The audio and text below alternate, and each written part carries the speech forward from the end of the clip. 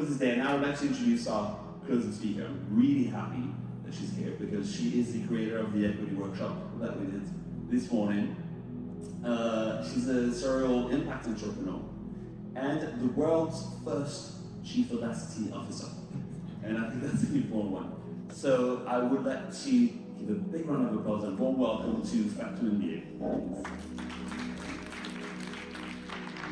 Thanks. Hi everyone. So you've heard a lot of things today. I won't be talking about finance because I don't know anything about finance, but I want to talk about something that is very dear to me. So today you've heard a lot of data that explain why gender equity is so important for everyone, right? Those data were shared, you shared some business cases, you shared success stories. So the case is clear. We all know, and I'm suspecting and I'm hoping that everyone in the room agrees that we need to work on gender equity more actively. So my question to you guys is, why is progress so slow? Why is it taking us so long to really change things? I think that it's not a lack of information. So what if it's a lack of audacity? My name is Fatou Ndiaye. I was born in Paris. My parents are immigrants from Senegal. And when I was young, I developed a big passion. Because my dad was certain that if all his daughters were really educated, we would succeed in life. So during weekends, we could only do one thing, not play with the other kids. We could only go to the library. So every weekend, you would find me as a little at the library learning things. And at the library, I discovered one specific type of books, the adventures books, the Odysseys. All the stories about amazing men traveling around the world, discovering many things. And I remember being a young kid and being like, I want to be like them. I want to also have an amazing adventure in my life to be an Odyssey. But I don't have money, so I have to study hard. So I thought I'm going to study international trade, so people are going to pay me to travel. So I decided to do a business school, and I remember applying for a loan because I needed to pay for the school. And I went to a first bank, and they denied the application for the loan. Second bank denied, third bank denied. The fourth bank told me in my face, you know, with your last name, not sure you're going to find a loan. And luckily I found a fifth bank, and a guy said, we will finance your studies. So I studied in the business school in Bordeaux.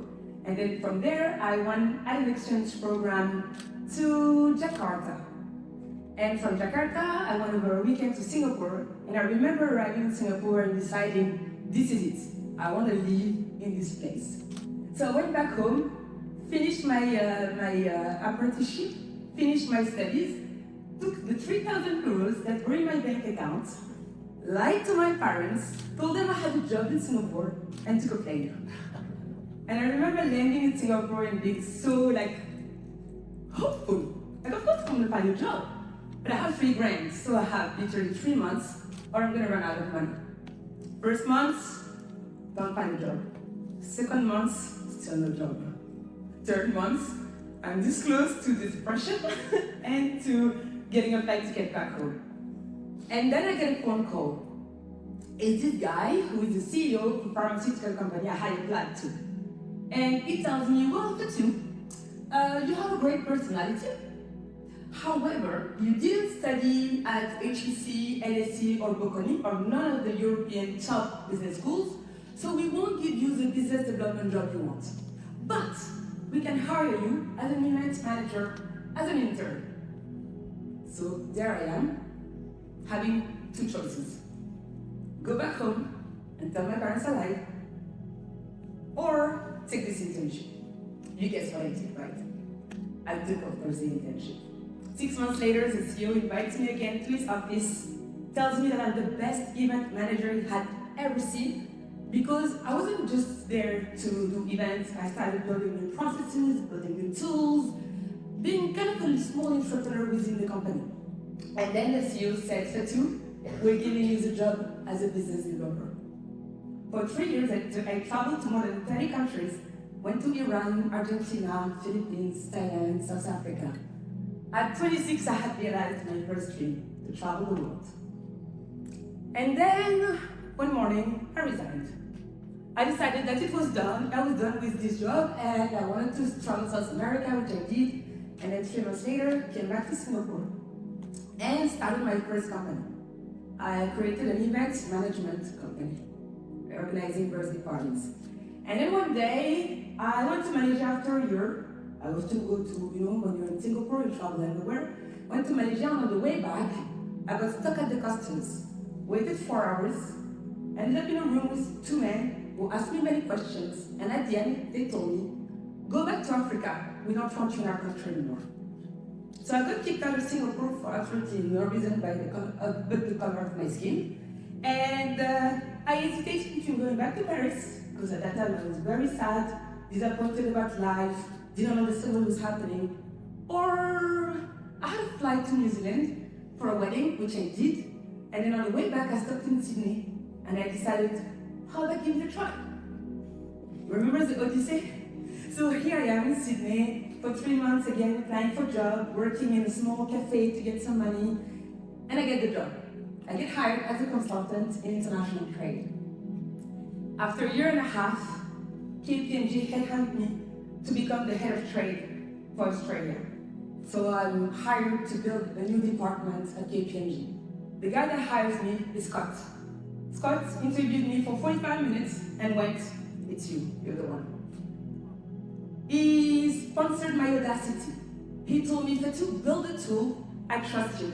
And I built a digital platform that helps deliver consultancy, but that was like a machine learning platform back in 2016.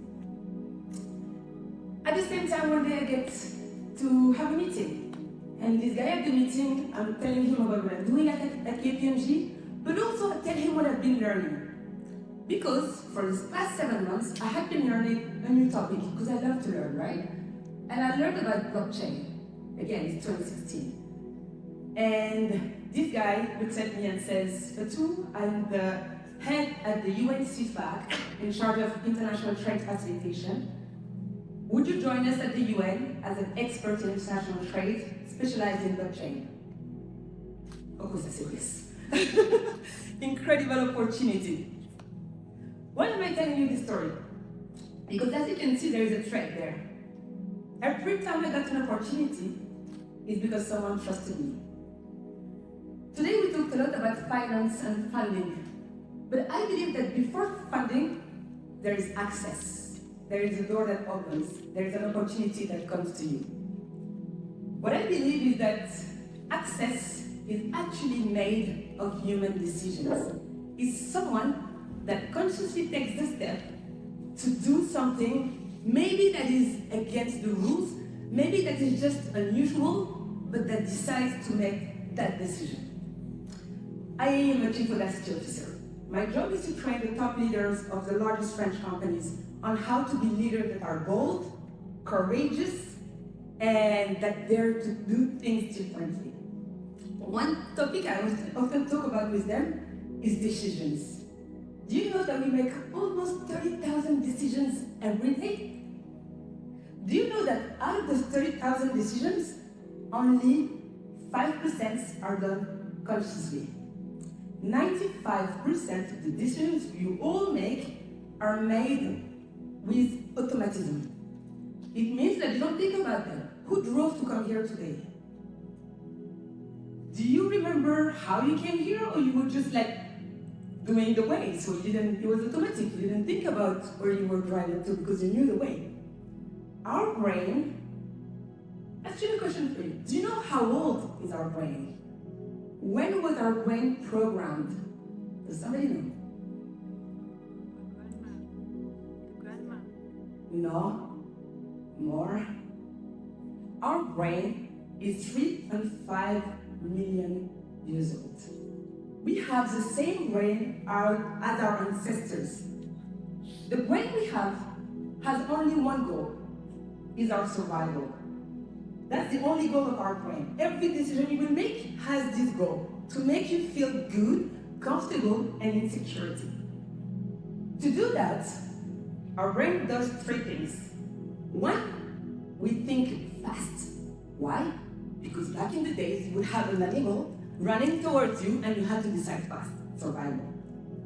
Second thing our brain does is to recognize danger. Survival again.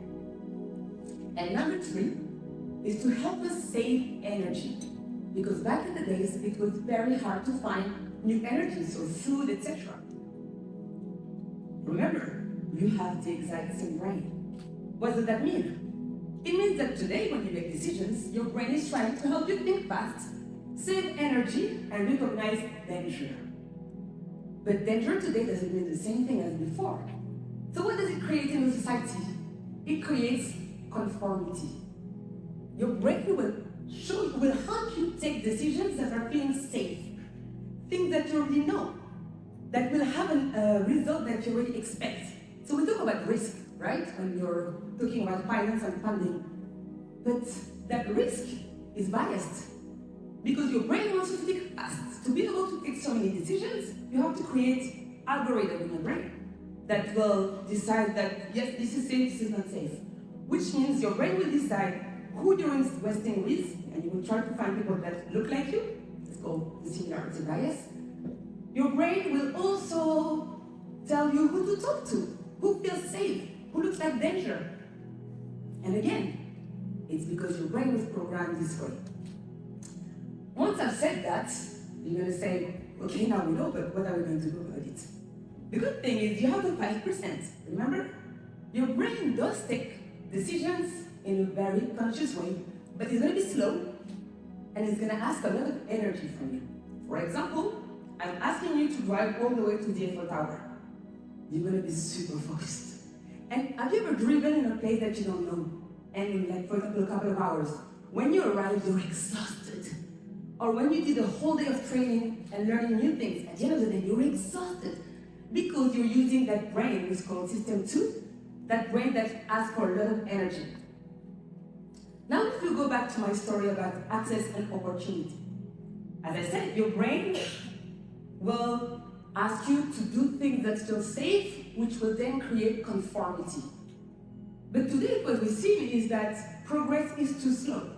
Why? Because our brain doesn't want us to go faster. Our brain doesn't want us to be audacious, to be bold, to take risks, to go outside of our comfort zone. Our brain will do everything it can to keep us safe. So I want to ask you, what can you do to change things today? You've heard a lot of that. We know that change has to be done. But we also know that each of you in this room has a power of influence. You can all influence one change. The question is, which change is going to be?